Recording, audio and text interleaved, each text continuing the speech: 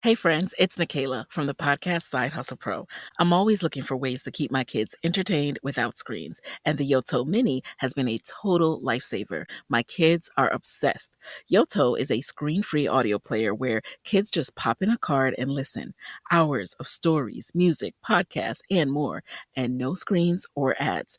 With hundreds of options for ages 0 to 12, it's the perfect gift they'll go back to again and again. Check it out at yotoplay.com. YOTOPLAY.com. Hey, Ryan Reynolds here. Wishing you a very happy half-off holiday because right now Mint Mobile is offering you the gift of 50% off unlimited. To be clear, that's half price, not half the service. Like Mint is still premium unlimited wireless for a great price. So that means a half day. Yeah? Give it a try at mintmobile.com/switch. Upfront payment of $45 for 3-month plan, equivalent to $15 per month required. New customer offer for first 3 months only. Speed slow after 35 gigabytes if network's busy. Taxes and fees extra. See mintmobile.com.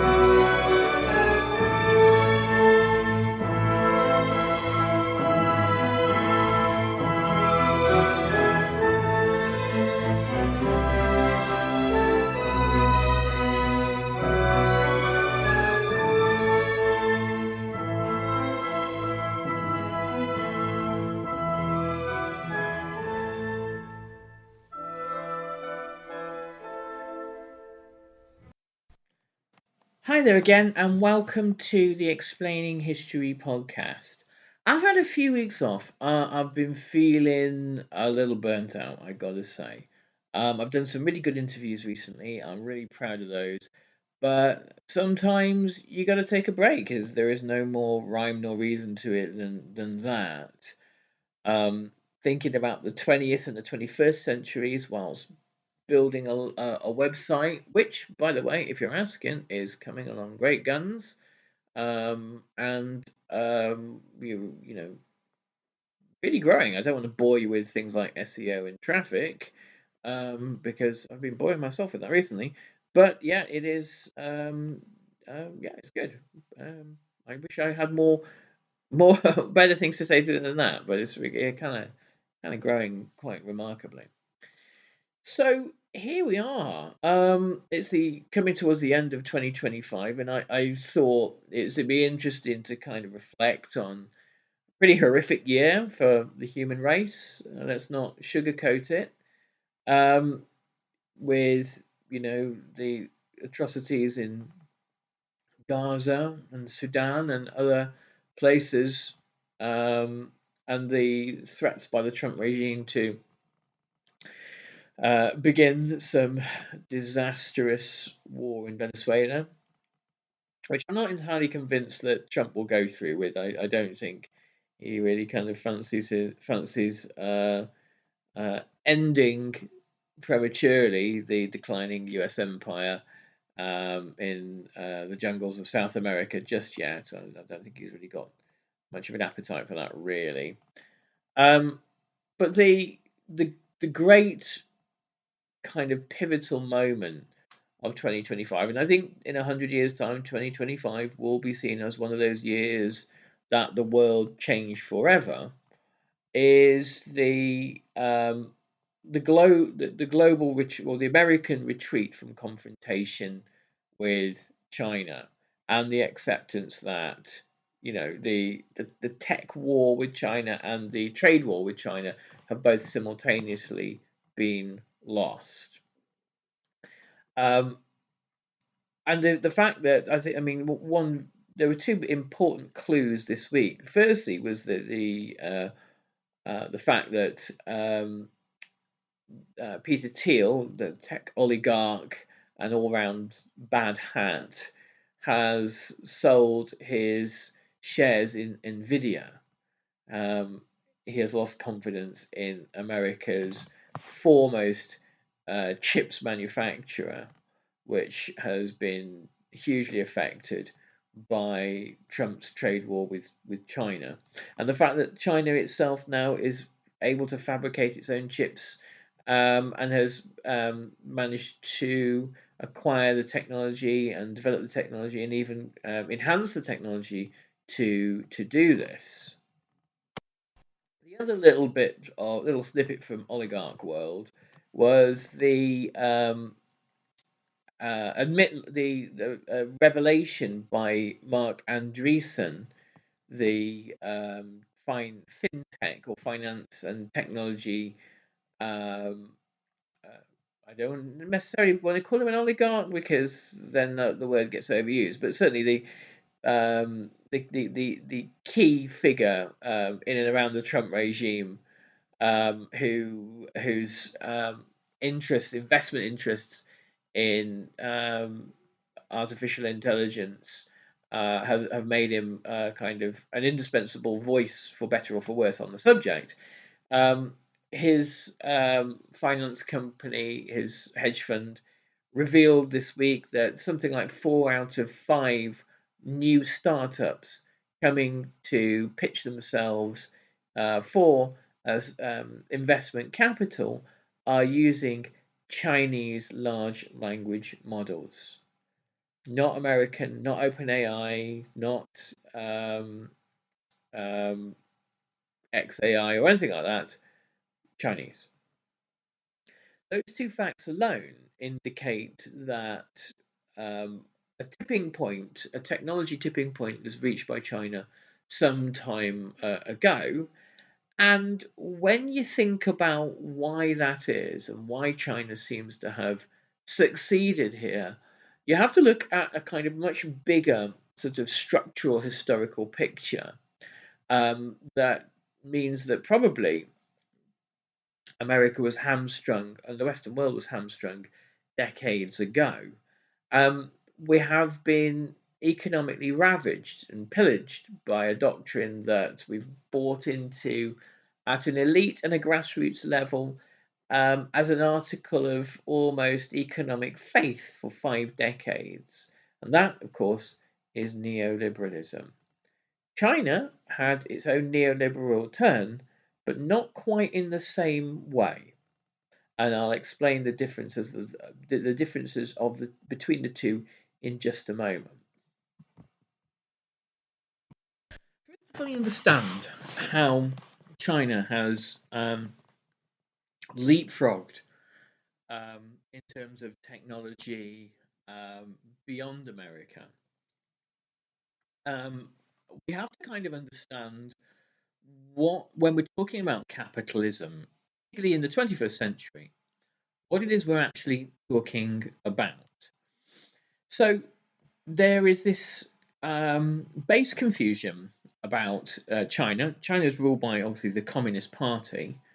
That the country doesn't seem to be resembling typically what it is Western societies imagine communism to be. We look at the history books. We look at everything from Stalinism to the stagnation of the 1970s, or we think about Mao's famine or the Cultural Revolution. It's really pretty, really, really dreadful sort of moments in human history. Um, or we hear that communism is only capable of producing stagnation because it doesn't have these dynamic things called markets. And yet, China does have markets.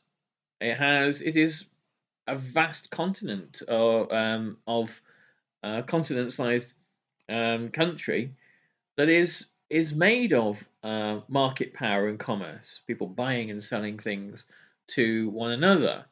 And it was the world's foremost market power when Europe was mired in feudalism. China is ruled by a communist party, but the Communist Party rules over a vibrant market economy. Um, it rules over people who we would think of as capitalists, people who own capital, people who use capital to make more capital. This is sort of part of the trick of capitalism and the inequalities that it creates, is that one uses money to make more money. Um, put 10 grand in an ISA and leave it alone and see what happens, for example. And yet, it doesn't resemble a Western capitalist society in one key way, in that the capitalists are not able to form a political bloc or a class, if you will, that is oppositional to the state and threatens the state and the party for primacy. Now, in the Western world, if you look at in Great Britain, the Labour Party, the Conservative Party, the rising fascistic Reform Party, the Liberal Democrats, or if you look in America at the Republican Party or the Democrat Party, these parties are bought and sold by private capital. That's how they were established. That's what they exist to do. There's never been much secret about that. Even notionally social democratic parties like the Labour Party have, since Thatcherism, essentially kind of decayed into neoliberal sock puppets. They are the playthings of very, very rich people. The media environment in much of the Western world is owned by people such as Rupert Murdoch, or when it's not him. Huge corporations like these Time Warner, AOL, Discovery, whatever it is now. These huge kind of privately owned media conglomerates. And the combination of those things is kind of capitalist class power. So in China, sure, yeah, the government doesn't really care very much who gets rich, or if there are numerous super rich people. But the moment that they decide to team up together and fund political parties and challenge the primacy of the party and the Communist Party in the state, then they're in trouble. And I think it was in 2019 that the owner of Alibaba, Jack Ma, tried this exact thing when the Chinese state said to China's tech startups, don't spend any more time. You're being told now, this isn't a request, this is an order. Do not spend any more time on things like TikTok.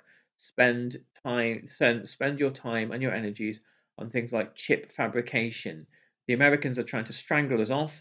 This will reduce us in the 21st century to a vassal power. They're trying to strangle off high technology industries from us.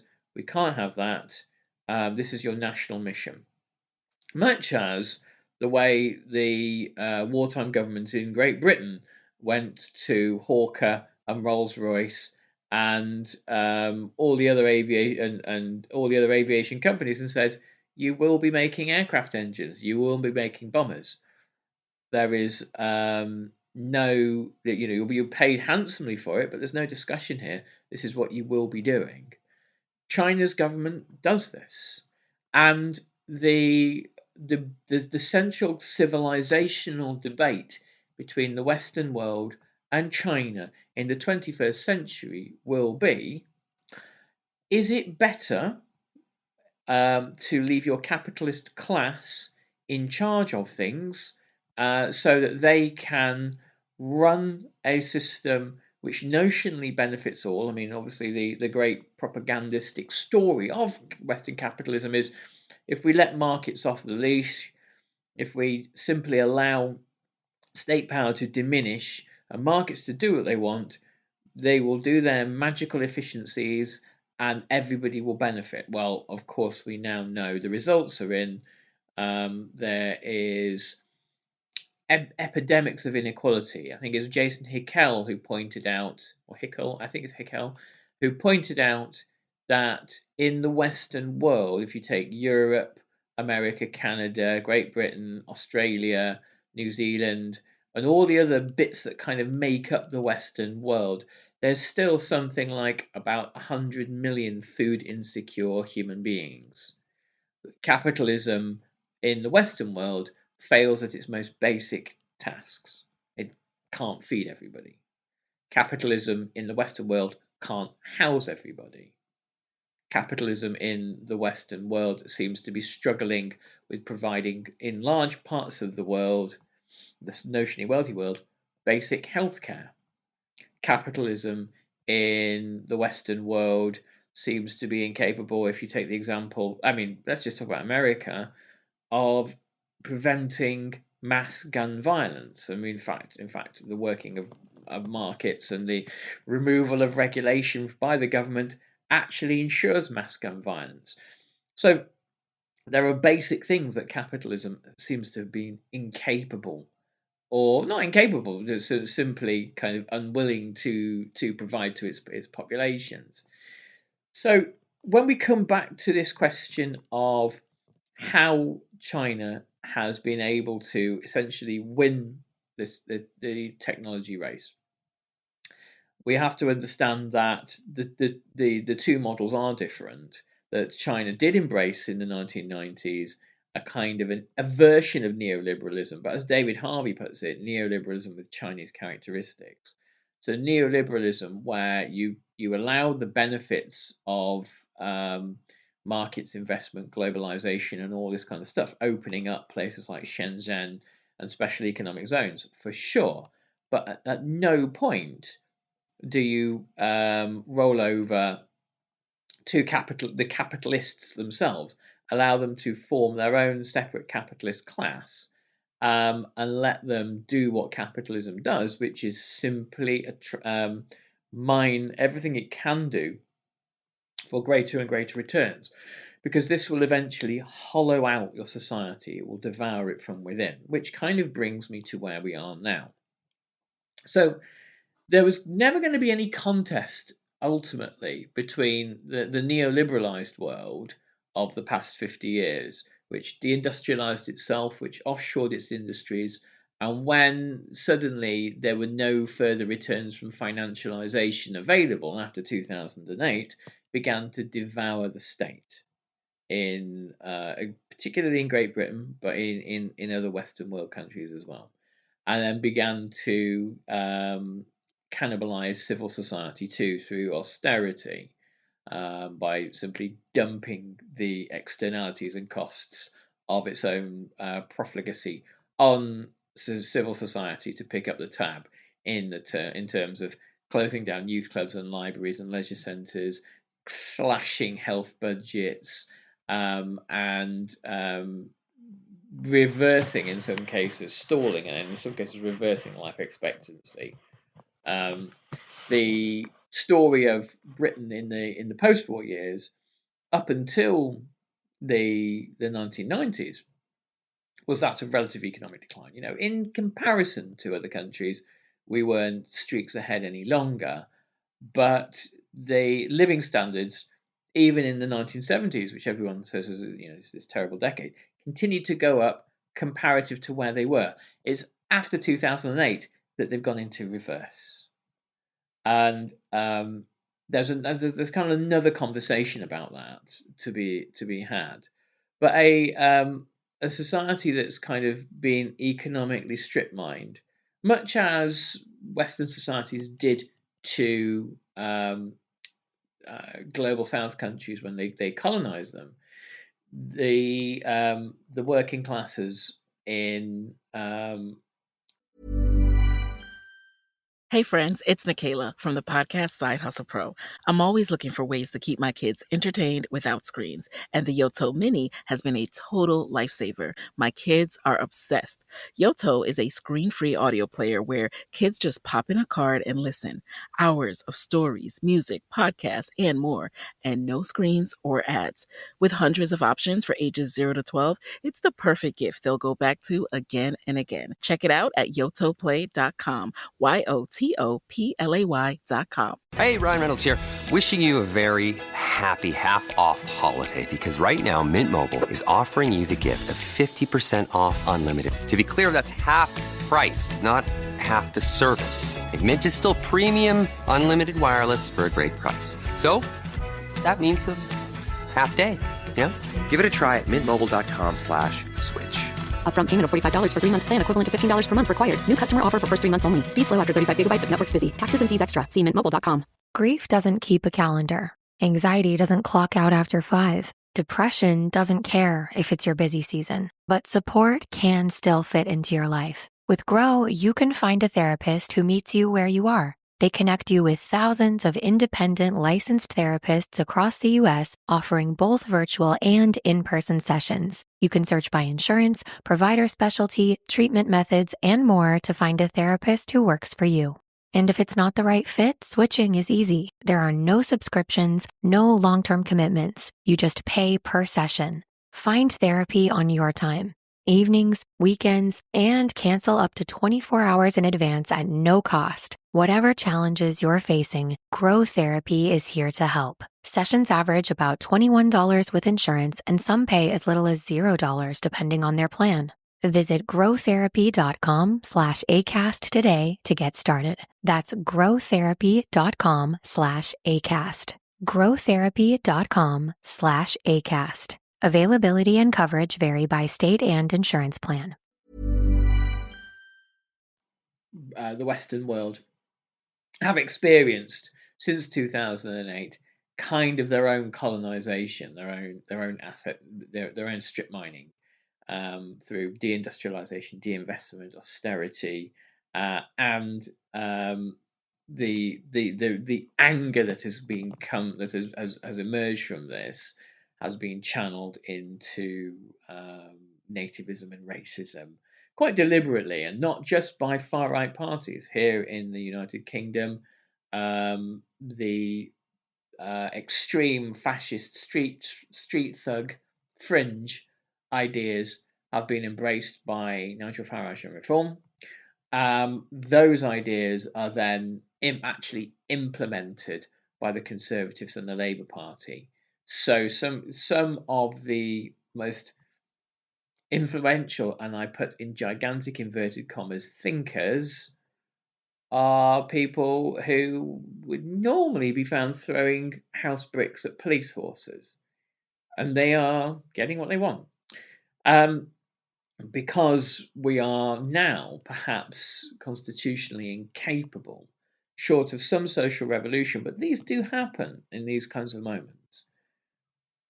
We are constitutionally incapable as it stands in Britain and America in breaking with neoliberalism. Probably you can't even describe it as neoliberalism any longer. I know Yanis Varoufakis would describe where we're at as a kind of a form of feudalism. And a lot of the kind of the concentrations of private wealth are not the product of inventive new technologies or products that people buy in shops or goods and services that people purchase. They are more the product of strip mining the state, of running down, previously effective state services and then replacing them, in the words of Cory Doctorow, with enshittified, privatized versions, which enable the kind of the looting of the state. So here we are now in 2025, coming towards the end of 2025, in this pivotal year, where this confrontation with China by Trump has failed. Trump has attempted to present himself as the master negotiator, trying to get the better deal for America. But what Trump has lost this year is the markets that American soybean producers, say for example, had exclusively in China, and the uh, exchange between China and America of kind of investment and technology. So it's been quite a disaster for the states. But and I'm the first person. I'm not. I would in no way will I seek to kind of find excuses for Trump, but he didn't start where we're at. It didn't begin with him. It began with the pivot in the 1970s towards the doctrine of neoliberalism, the conscious desire to erode the state, the conscious desire to remove the role of the state from intervention in the economy.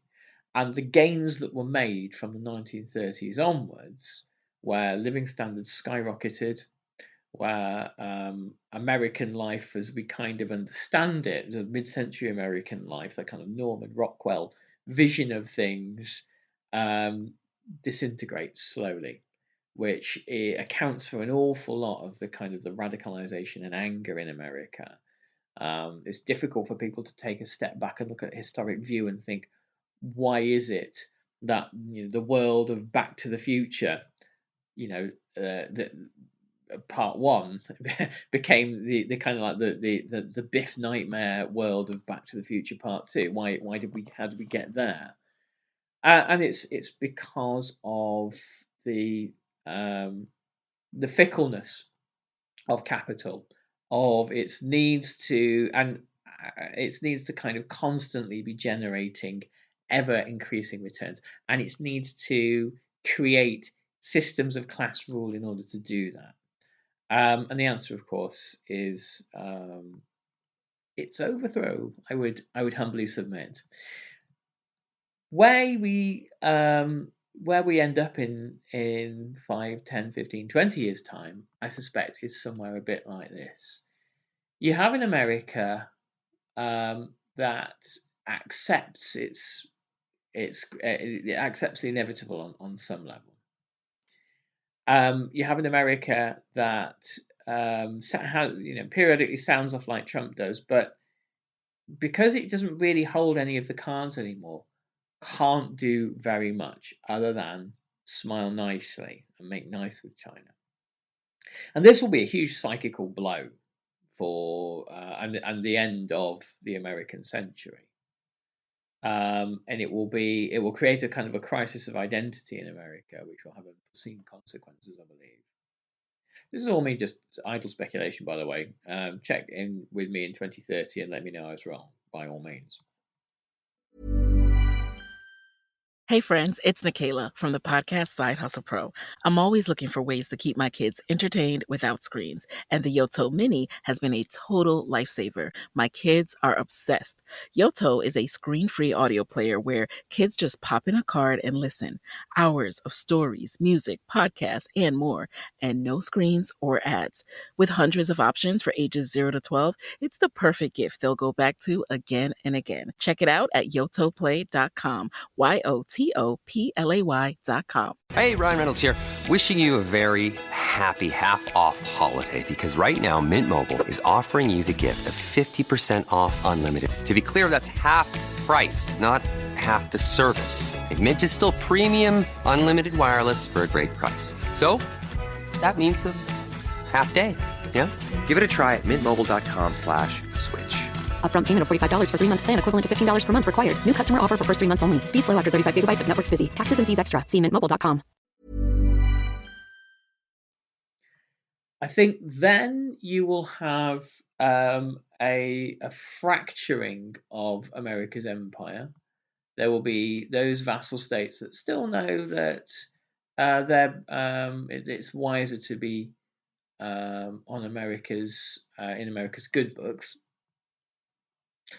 But there will be also a kind of probably conflict around the world where America seeks to limit China's advances, but then these conflicts, I think, will be largely short-lived. I think ultimately, um, America won't, even to the extent of the Monroe Doctrine being undermined as South American countries embrace Chinese technology and security guarantees. The Monroe Doctrine may well be finally kind of overturned. Would somewhere like Venezuela like to have lots of Chinese AI, surface-to-air missiles, and all the other handy stuff that makes an American invasion largely impossible? I would imagine they probably would. Um, and where you see in 5 years' time this diminution of America, perhaps even America losing the dollar as the world's reserve currency, which would ultimately collapse America and its ability to fund its endless deficits and basically everything else. Then you would find out what happens to a state that deindustrializes itself, and what happens and why it's unwise to do that. At that point, you're in kind of uncharted territory, I feel, and America would fight long and hard to prevent that. Whether it's possible, debatable. Whether it's possible to prevent it at all is highly debatable.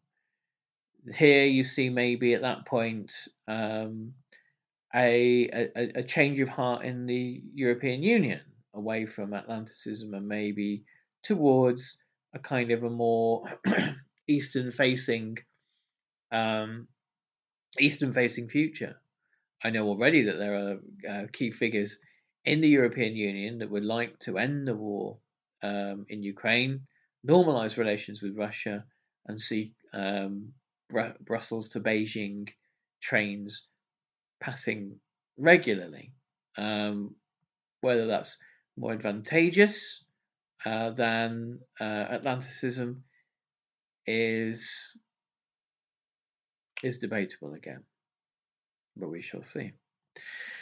So there you go. There's some musings for you about where we're at now, and then as we go towards Christmas, I'll try to look a bit more at some of these big kind of emergent trends and that kind of thing.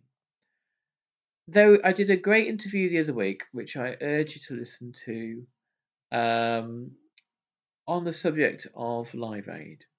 It's, I think, just the interview prior to this podcast, and about how ideas about aid, charity, debt, and justice have changed over time. It's really worth it, and I think you'd like it. So give it a listen, and I'll catch you on the next podcast. And I promise I'll try not to be so absent, but I did need some mental downtime, as do we all. Take good care, everybody, and especially to all the people that write to me from time to time and say how much they appreciate the podcast. I appreciate you listening in ways you couldn't possibly imagine. All the very best, folks. Bye-bye.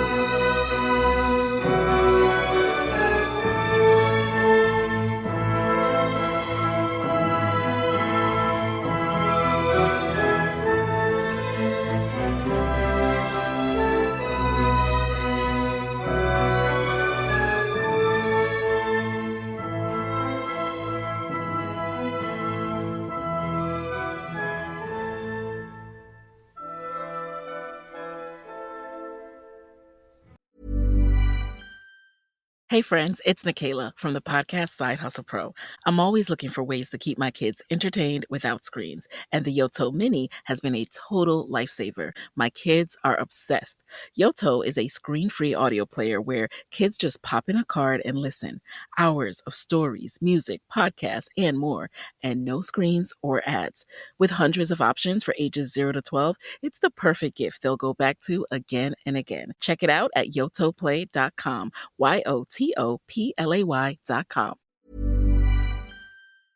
Thank you for listening to this episode of Explaining History. This podcast is an independent production, and it's listener support that keeps these conversations going week after week. If you find value in the show and want to help cover the costs of research and production, please consider making a contribution. You can join our community on Patreon or make a one-off donation. Just follow the links in the show notes for this episode. Every bit of support is truly appreciated.